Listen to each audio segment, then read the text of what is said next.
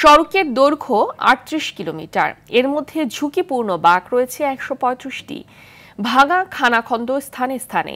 সড়কের যে প্রশস্ততা তাতে ছোটখাটো দুটি গাড়ি পাশাপাশি চলা প্রায় অসম্ভব। ফলে ১ ঘন্টার এই পথ পাড়ি দিতে সময় লাগে ২ থেকে আড়াই ঘন্টা।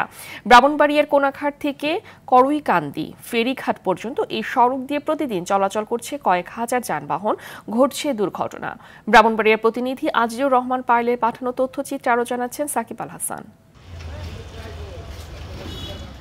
৩৮ কিলোমিটার সড়কের প্রতি মিটারে গড়ে বাঁক আছে প্রায় ৪টি। উঠে গেছে সড়কের কার্পেটিং, খানাখন্দে ভরে গেছে পুরো সড়ক। ১২ ফুট প্রশস্ত ব্রাহ্মণবাড়িয়ার এই বেহাল সড়ক দিয়েই প্রতিদিন চলাচল করছে বাস, ট্রাকসহ ছোট বড় কয়েক হাজার যান।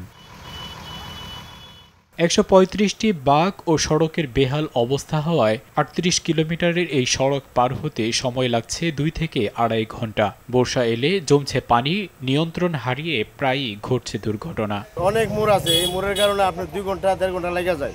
যদি রাস্তাটা আপনার ভালো হয় তাহলে লাগবে শুধু আপনাদের ৪০ মিনিট। রাস্তা বেশি ভালো না, ভাঙ্গা ভুঙ্গা, অনেক অবস্থা খুব খারাপ। ১২ ফিট হচ্ছে মূল রাস্তা, তার চেয়ে কম। আমাদের প্রতিনিয়ত সমস্যা হয়। সড়কটি নতুন করে নির্মাণে ভূমি অধিগ্রহণ ও দরপত্র প্রক্রিয়াধীন বলছেন সড়ক বিভাগের এই কর্মকর্তা। এই সড়ক দিয়ে আসলে যান চলাচল বর্তমানে খুবই ঝুঁকিপূর্ণ।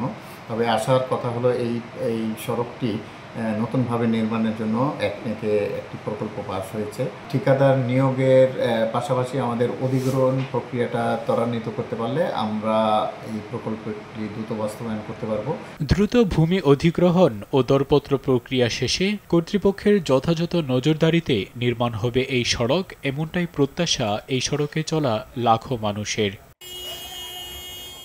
সাকিব আল হাসান, RTV।